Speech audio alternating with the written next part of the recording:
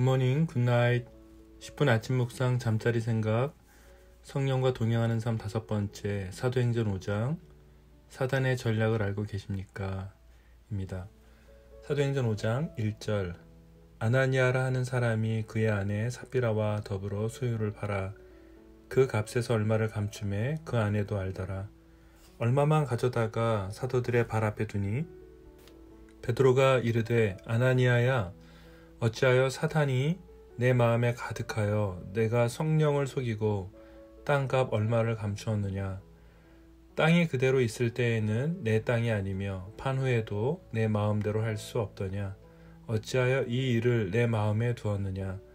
사람에게 거짓말한 것이 아니요 하나님께로다. 아나니아가 이 말을 듣고 엎드러져 혼이 떠나니 이 일을 듣는 사람이 다 크게 두려워하더라.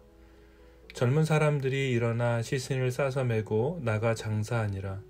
3시간쯤 지나 그의 아내가 그 일어난 일을 알지 못하고 들어오니 베드로가 이르되, 그 땅 판 값이 이것뿐이냐, 내게 말하라 하니 이르되, 예, 이것뿐이라 하더라. 베드로가 이르되, 너희가 어찌 함께 꾀하여 주의 영을 시험하려 하느냐. 보라, 내 남편을 장사하고 오는 사람들의 발이 문 앞에 이르렀으니 또 너를 메어 내가리라 하니 곧 그가 베드로의 발 앞에 엎드러져 혼이 떠나는지라. 젊은 사람들이 들어와 죽은 것을 보고 메어다가 그의 남편 곁에 장사하니 온 교회와 이 일을 듣는 사람들이 다 크게 두려워하니라. 오늘은 사도행전 5장 전에 4장 32절부터 묵상을 보려고 합니다. 오늘의 본문에 대해서 존 스토어트 목사님은 그의 강의 집에서 이렇게 요 내용들을 살펴보고 있으셨습니다. 성령이 교회에 임하시자 사탄은 이것에 대해서 무서운 반격을 합니다. 사단은 조심스럽게 전략을 드러냅니다.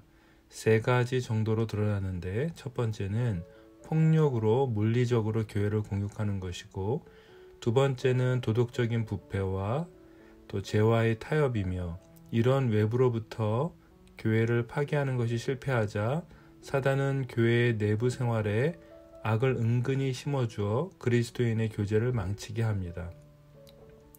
3번째는 교회 안에서 부르심의 사명에 혼란을 주고 주의를 산만하게 해서 사도들의 사명이 아닌 행정에 몰두함으로 기도와 말씀 전파를 소홀하게 하는 전략이라고 말하면서 이것을 육체적인 박해, 도덕적인 전복, 그리고 전문적인 주의 산만으로 사단이 전략을 가지고 있다고 존 스토트는 사도행전의 본문, 오늘의 본문을 해석하고 있습니다.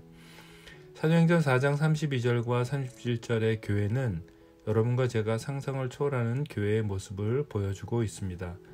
믿는 무리가 한 마음 한 뜻으로 모든 물건을 나누고 자기 재물이 아니라 모두의 것이라는 결과를 가져오게 된 것이 성령 충만으로 가능하다는 것을 4장에서 기록된 것을 읽은 바 있습니다.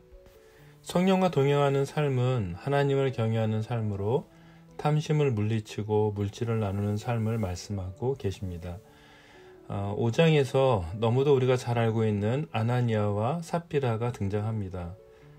사도들이 이들에게 헌금을 하라고 한 적도 없죠. 더군다나 가장 중요한 너의 재산을 다 팔라고 하지도 않았습니다. 2 사람은 자신의 것을 팔았고 얼마든지 자신의 것을 취하고 나머지는 헌금할 수 있었습니다. 하지만 그들은 사도들에게 거짓말을 했습니다. 그것이 소유의 전부라고 말했죠. 거짓말을 했습니다. 누가는 사도행전을 기록하며 4장에서 모든 소유를 팔아 자기 것이 아니라고 말하는 교회의 모습을 기록하고 난 이후에 이 내용을 기록한 이유가 있는 것 같습니다. 아나니아와 삽비라는 부정직했고 속임수를 썼으며 절대로 그럴 필요가 없었음에도 이런 행동을 보였습니다. 사람들에게 의롭고 칭찬받고 싶었던 것이죠. 문제는 하나님에 대해서 이 2 사람은 전혀 모르고 있었습니다. 바나바와 아나니아는 큰 차이를 보이죠. 바나바는 판 것을 전부 가져왔지만 아나니아는 그렇지 않았습니다. 아나니아는 팔기 전이나 또 팔고 난 이후에 모두 자신의 것이었습니다. 얼마든지 정직하게 사도들에게 일부를 주어도 되었습니다. 하지만 그들 마음에 사단은 성령을 속이도록 감추는 어이없는 일을, 아주 민망한 일을 하게 했습니다. 하나님이 돈이 필요하신 분이 아니라는 것, 또 하나님이 모든 것을 아실 것이라는 것을 그들은 모르고 있었던 것이죠. 하나님을 믿는 공동체 안에서 얼마든지 벌어질 수 있는 일입니다. 아마도 교회의 이 두 사람은 판 돈을 전부 바치겠다는 모종의 계약을 맺은 것으로 가정할 수 있습니다. 그리고 많은 사람들에게 떠버리고 다녔을 수 있습니다. 그것으로 자신의 명예와 명성만 얻으려고 했지, 그 재정을 헌금함으로 희생으로 인해서의 불편함을 감수하지는 않았습니다. 아나니아와 삽비라는 가난한 자들을 구제하기 위한 것이 아니라 그들의 자아를 살찌우기 위한 미성숙한 행동이었습니다. 사단은 이런 그들의 위선 배후에서 교묘하게 활동하고 있었습니다. 베드로는 그가 횡령한 것과 또 그들이 도둑질 그리고 그에 대한 거짓말한 모든 죄들에 대해서 지적을 하죠. 두 사람은 어떤 죄에도 속하지 않아도 되는데 그런 짓을 하고 말았습니다. 오늘의 이야기를 읽는 많은 사람들은 마음이 불편하지요. 하나님께서 너무 가혹하지 않으신가 라고 말입니다. 11조도 제대로 못하는 정말 많은 사람들 입장에선 이 정도면 정말 대단한 헌신이고 믿음 아닌가 라고 말이죠. 분명한 것은 사도들이 하라고 한 것도 아닙니다. 자신들의 재정이기에 결정만 하면 되는 것이었지만 이미 이들은 이 재정을 가지고 거짓말하고 위선을 했던 것이죠. 사단의 전략은 대단합니다. 여러분, 사단을 너무 과대평가하자는 것이 아닙니다. 하지만 너무 과소평가해서도 안 됩니다. 사단은 분명한 전략을 가지고 우리를 무너뜨리려고 하기 때문입니다. 영적인 세계를 논하면 비논리적인 것 같고 혹은 너무 치우쳤다고 한쪽으로 생각하도록 사단은 또 우리에게 말하고 있습니다. 성경에서 기적과 이적에 대해서 다양한 학자들이 나름 판단을 하면서 이야기를 하지만 창세기 1장 1절을 믿는 여러분과 저는 이런 논의는 무의미한 것이죠. 창조의 하나님을 믿는다면 창세기 1장 1절 이후에 벌어지는 모든 성경의 이적과 기적은 당연한 것들이죠. 충분히 있을 수 있는 일들인 것입니다. 악한 이단들은 이 본문을 가지고 많은 가정들을 파괴했죠. 모든 재산을 팔도록 해서 가정이 깨지도록 했습니다. 이단이 아닌 건강하지 못한 교회들 역시 이 부분을 정확하게 다루고 있지 않습니다. 성경 어디에도 전 재산을 팔아서 헌금하라고 강요하고 있지 않습니다. 하나님은 그런 하나님이 아니시죠. 과부의 2 렙돈을 가지고 제가 재정 강의를 자주 또 비유로 들게 되는데요. 모든 것을 바쳤다는 내용 외에 우리는 예수님의 마음을 살펴야 하죠. 예수님은 그런 과부의 전 재산을 통해서 종교 지도자들이 배를 채우고 성전을 짓는 것을 가슴 아파하셨고 가증하게 여기셨죠. 부자가 드리는 재정보다 과부는 모든 것을 드린 그 마음을 강조하고 계신 본문이죠. 성경 어디에도 전 재산을 팔아라 라고 말씀하고 있지 않습니다. 초대교회 성도들은 이런 헌신을 보여주게 된 것이 성령 하나님의 역사와 성령 충만으로 가득했습니다. 또한 당시에는 예수님을 믿는다는 것은 당시 유대교 사회에서 자신의 가정으로부터 버림받게 되고 또 그래서 어떤 경제적인 혹은 사회적인 활동도 불가능한, 그래서 더 가난하게 되고 더 외롭게 되는 경우가 있었습니다. 교회 공동체는 서로를 돌봐야 했습니다. 자신의 것을 주장하지 않을 정도로 서로는 그 사랑과 배려와 도움을 이미 서로 주고받고 있었습니다. 저 역시 후원으로 살아가는 사역자의 삶을 살아가면서 정말 말하기 어려운 재정의 훈련을 받았고 지금도 그런 시간을 늘 갖고 있습니다. 하나님의 음성을 듣는 삶에서 재정에 대한 부분을 강의하고 제 강의를 들었던 한 형제가 당신에게 하나님이 말씀하셨다고 하면서 헌금을 17환을 한다거나 혹은 2017년이라고 해서 2017환을 보내기도 했었습니다. 이보다 더한 어처구니 없는 일들도 참 많이 있습니다.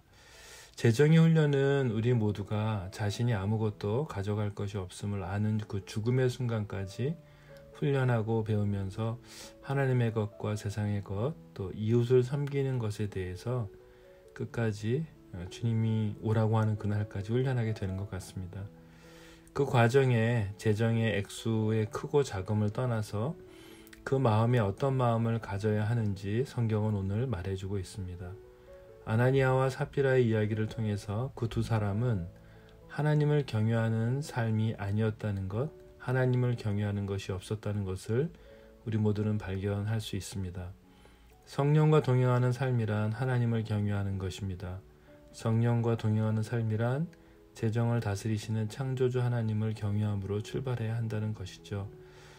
사단은 가라지를 우리의 마음에 뿌립니다. 그래서 존 스토트 목사님이 이 본문을 가지고 말했던 것처럼 도덕적인 부패 혹은 심리적으로 조종하고 통제해서 관계 자체의 문제가 돈에 있음을 바라보지 못하게 하기도 합니다. 모든 것이 하나님의 소유인 것을 인정하는 삶을 우리 자신에게 적용한다면 때론 부하게 때론 가난하게 하실 수 있다면 지금 우리 형편을 과신하거나 혹은 낭망할 이유가 없는 것입니다. 우리에게 허락된 고통, 우리에게 허락된 모든 상황이 하나님의 통치와 주권 아래 진행되고 허락된 것이라면 또 이것을 통해서 하나님이 영광을 받으시는 것이라면 그것으로 충분한 것이죠. 물론 쉽진 않습니다.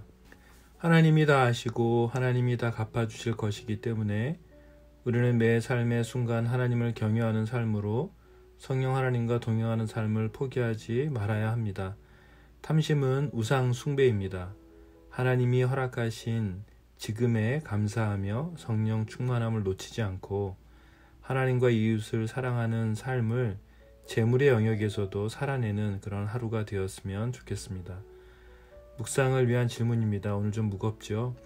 오늘 본문이 참 쉽지 않은 본문입니다. 나는 지금 아나니아와 삽비라처럼 헌금의 본질을 놓치고 칭찬받기 위하거나 혹은 종교 생활의 만족이나 자아의 만족을 위해서 하고는 있지 않은지요. 예수님이 하나님과 재물을 겸하여 섬길 수 없다고 말씀하셨는데 나는 하나님과 재물을 동시에 섬기는, 그래서 결국 하나님 없는 삶을 살아가고 있지는 않은지 한번 우리 모습을 돌아보면 좋겠습니다. 기도하겠습니다. 아버지, 오늘 어느 누구도 자유롭지 못한, 그리고 아마 그 기준의 잣대를 각자 스스로에게 된다면 우리 모두는 모두 죽을 수밖에 없는 죄인일 것입니다. 바나바와 같이 재물의 영역에서도 온전한 신앙의 모습을 제가 가질 수 있도록, 무엇보다 모든 영역에서 하나님을 경외하는 삶을 놓치지 않고 살아가도록 주님 저를 오늘도 이끌어 주십시오. 예수님의 이름으로 기도드렸습니다. 아멘.